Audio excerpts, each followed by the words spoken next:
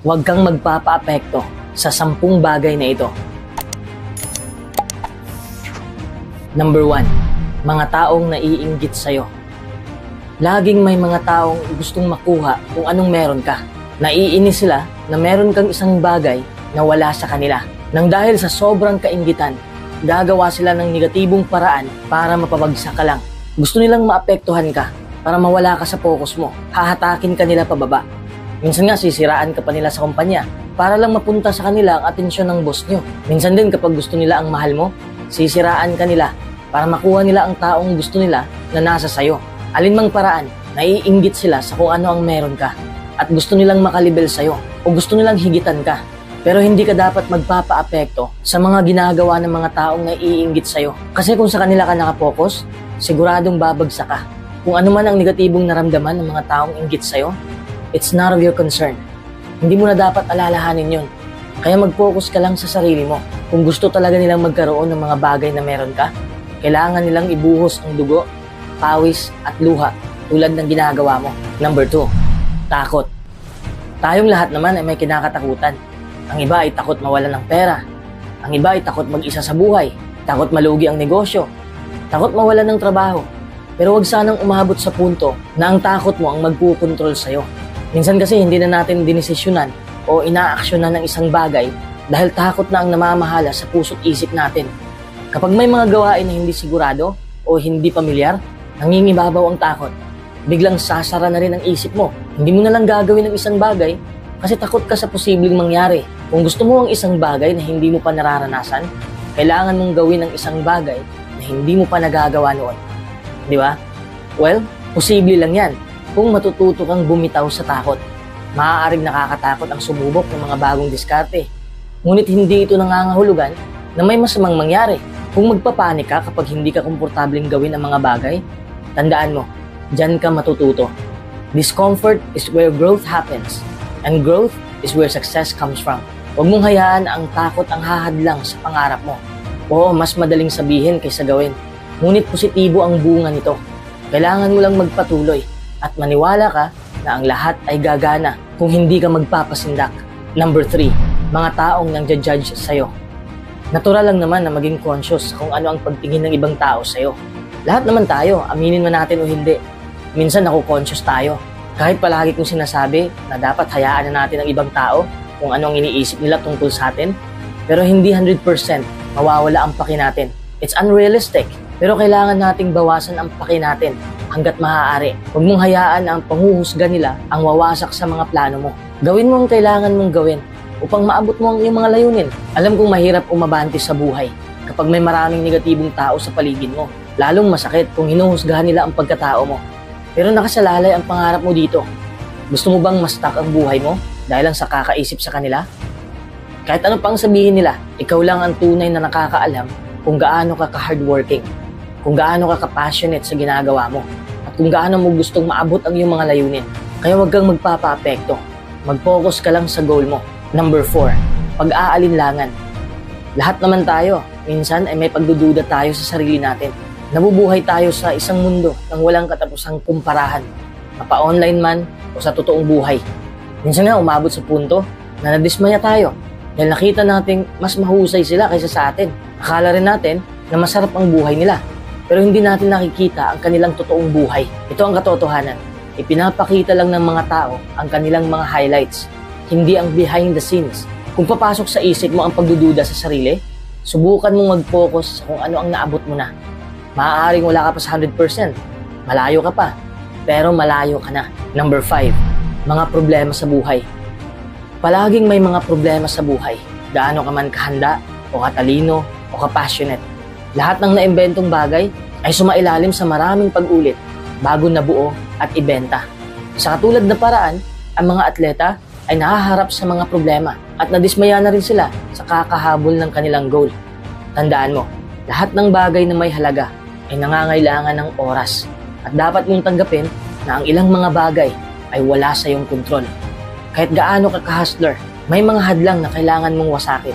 Sa halip na hayaan mo itong maging sagabal sa buhay mo o humahadlang sa iyong daan, humanap ka ng alternatibong ruta. Kung nakapokus ka sa layunin mo, makakahanap ka ng ibang paraan upang makarating ka sa lugar na gusto mo. Number 6, sobrang pag-aalala. Ang labis na pag-aalala tungkol sa pagsunod sa mga pamantayan o pagsunod sa nakasanayan na ay maaaring makahadlang sa iyong tagumpay. Bagamat may dahilan kung bakit sikat ang ilang paraan ng pag-iisip o diskarte sa buhay, hindi ito nangangahulugan na magiging tama ang mga ito para sa'yo.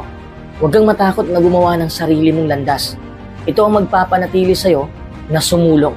Huwag pansinin ang mga tradisyonal na paraan ng paggawa ng mga bagay kung hindi ito gumagana para sa'yo. Tandaan mo na palaging may maraming option, maraming ruta patungo sa mga layunin mo. Number 7, mga pasakit sa buhay. Ang mga sakit na nadarama mo ngayon, panandalian lang yan. Ang iba't ibang problema sa buhay ay bahagi ng paglalakbay nating lahat. Ngunit huwag mong hayaan na hahadlang ito sa buhay mo. Siguradong makakaranas ka ng isang panandaliang pasakit sa anumang landas tungo sa tagumpay. But don't let these short-term adaptations stand in your way. Trust that the sacrifices will pay off.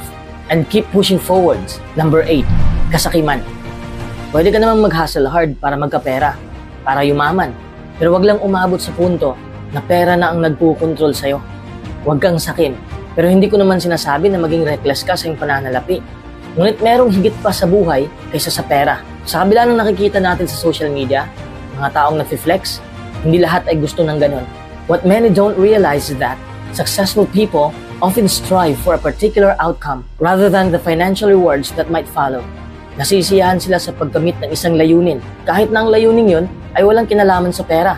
Kung ang iyong ideya ng tagumpay ay ang pagkakaroon ng isang trabaho na gusto mo o magkaroon ng isang partner na magpapasaya sa'yo, ang pera ba ay talagang mahalaga sa'yo? Kung hindi, huwag mong lukuhin ang sarili mo na sabihin mas magiging masaya ka kung ikaw ay mayaman. Number 9, ang pagkukumpara. Napaka-challenging talagang itigil ang pagkukumpara. Dahil mahirap lalo na kapag nakikita nating masaya ang buhay ng iba. Hindi natin maiiwasan na ikumpara ang malungkot nating buhay. Sabi ko nga kanina, ang lahat ng nakikita mo ay highlights lamang ng kanilang buhay. Hindi mo nakikita ang behind the scenes nila. People only show you what they want you to see. So try not to get caught up on how other people seem to be doing. Ang bawat tao ay may iba't ibang sukatan para sa tagumpay. Hindi porket ang isang tao ay pa-travel lang, ay wala na ring saysay ang buhay mo. Kung masarap ang buhay ng isa, hindi naman mawawala ang pagkakataon na magkakaroon ka rin ng buhay na ganyan. Kaya dapat alam mo kung anong klaseng buhay ang gusto mo at kung ano ang kahulugan ng tagumpay para sa'yo. Number 10, people pleaser. Dapat Diyos ang inuuna mo.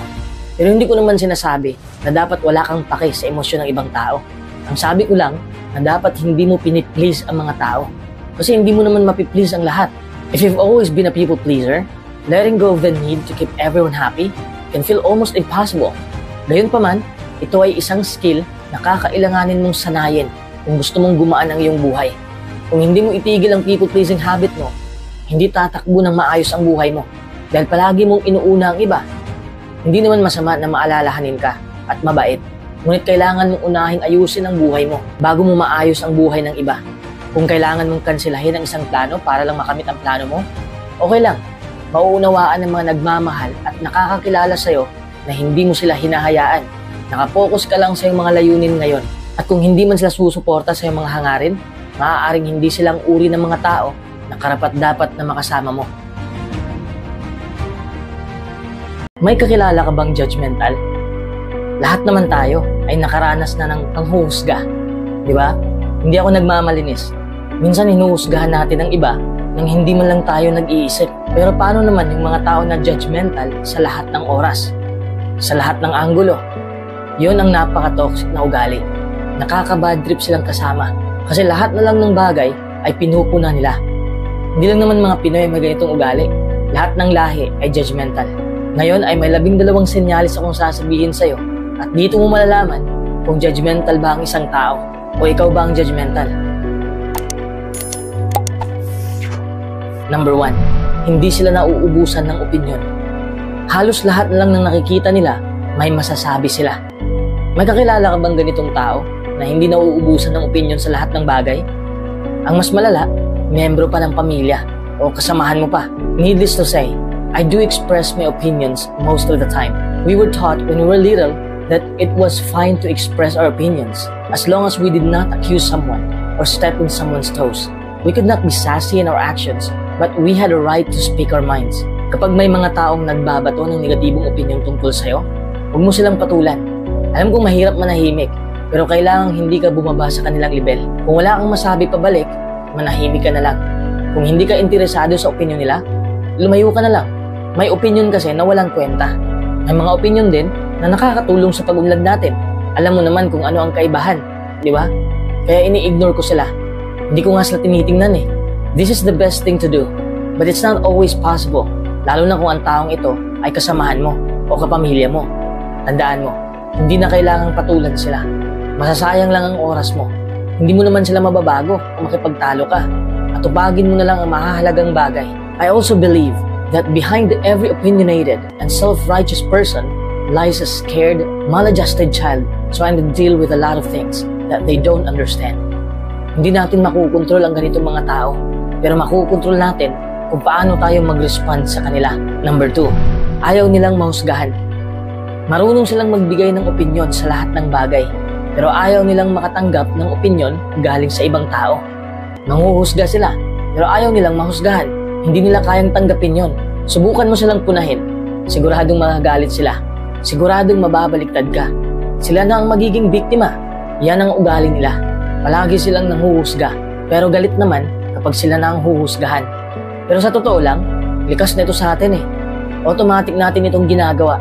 Hindi rin kasi tayo magpa-function sa mundong ito. Kung hindi pa tayo nakapanghusga ng kapwa, ito ang tama, mali ito. Gusto ko ito, hindi ko gusto yan. Kaya, kung ang panghuhusga ay isang likas na bahagi ng ating buhay, bakit napakasensitibo natin kapag tayo ang hinuhusgahan? Bakit hindi lang natin tanggapin? Katulad ng libro, hinuhusgahan natin na boring ang libro nung nakita natin ang cover niya. Hindi pa nga natin binasa, hinusgahan na natin. Paano kung ang malapit mong kaibigan ang nanguhusga sa'yo? Siyempre, masasaktan ka. Bakit? Kasi iniisip mo na totoo ang sinasabi ng kaibigan mo. Wala ka kasing tiwala sa sarili mo. This judgment reveals the negative self-image we carry of ourselves. Kung ayaw mong husgahan ka, kung hindi mo kayang tanggapin ang masakit na panghuhusga nila, huwag kang manghusga. Number 3, naniniwala sila kaagad. Ang taong mapanghusga, sobrang liit ng utak niyan. Hindi pa nila alam ang buong kwento, may nabubuo na silang opinyon. Lahat na lang ng nakikita, naririnig at nababasa nila ay paniniwalaan nila. Kung mapanghusga kang tao, tandaan mo ito, huwag kang padalos-dalos. There are always 3 sides of the story. Yours, theirs, and the truth. That's why don't believe everything you see, hear, and read. Seryosong issue na ngayon ang chismis. Seryosong issue na rin ang kasinungalingan. Kung may naririnig kang chismis dyan sa tabi-tabi, huwag kang maniwala kaagad. Check it out for yourself. Kahit totoo pa yung nasagap mong na balita, huwag mong ipagkalat. Kung madali kang maniwala sa mga issue na naririnig at nakikita mo, ibig sabihin na may kulang sa pag-iisip mo. Marami na ang sinungaling ngayon, kaya huwag kang maniwala kaagad. Ikaw ang dapat ang maghanap ng katotohanan.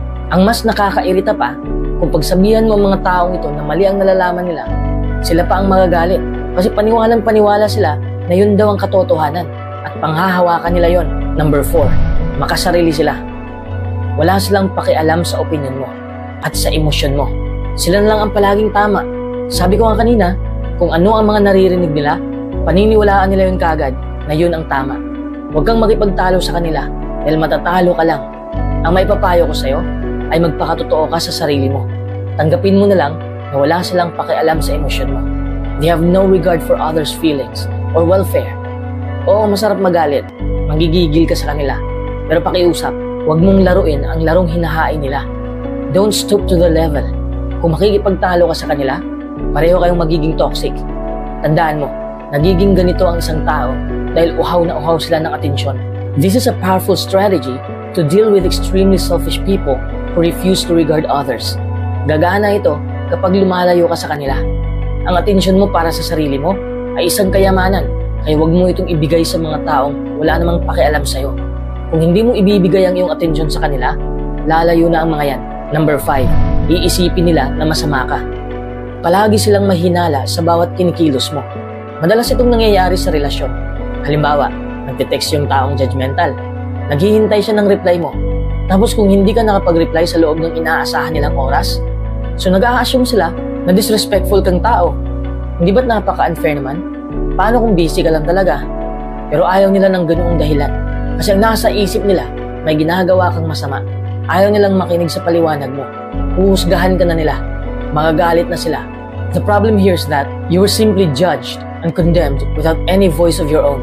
Number 6, dinadown ka nila.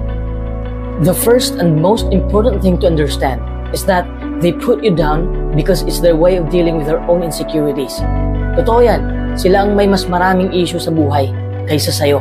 Kung hindi mo sila maiiwasan dahil kasama mo sila sa trabaho, pero alam mo na yun ang kahinaan nila dahil nasa sa kanila ang negatibong ugali. Maawa ka na lang sa kanila. Just be diplomatic. Hindi naman habang buhay kasama mo sila. So don't take anything seriously or personally. Kung hindi sila panghabang buhay mong kasama, ibig sabihin na hindi mahalaga ang opinion nila tungkol sa'yo. Huwag kang magpakanay sa kanila. Dapat neutral lang ang ipapakita mong kabaitan sa kanila. Narcissist kasi ang mga taong ito.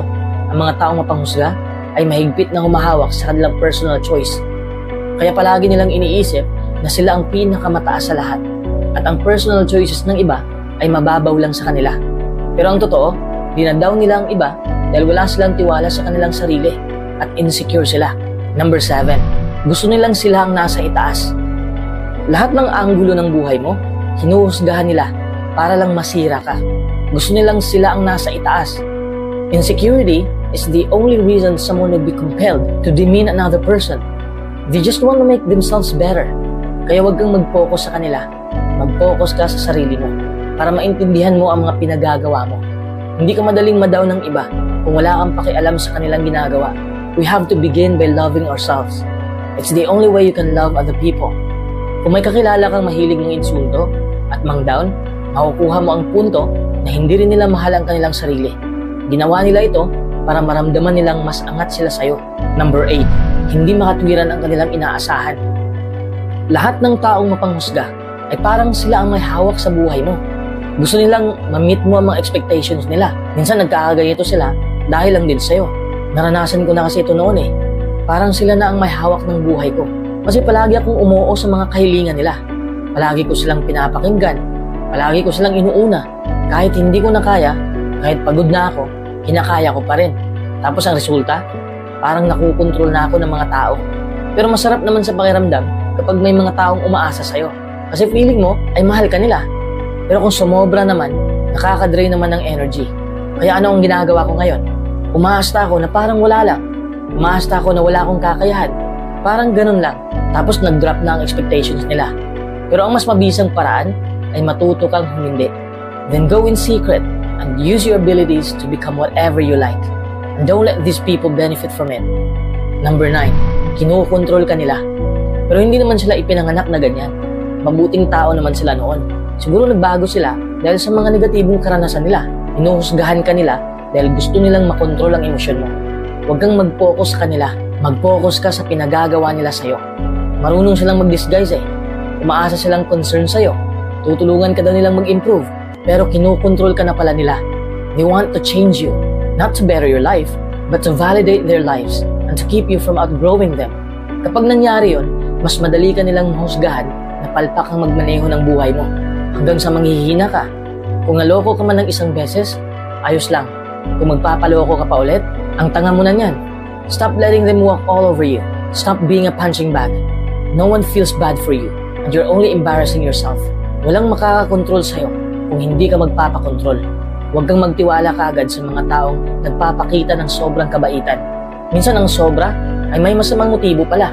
Number 10, nakapokus sila sa kamalian mo. Kung may kakilala ka man na nakapokus lang sa kamalian mo, na para bang wala ka nang ginawang tama sa buhay, don't even give a shit to what they say and what they do. Just ignore them.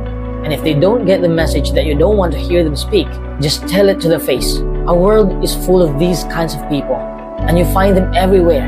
So just don't give a damn to anything they even utter. Number 11, sila lang ang tama palagi.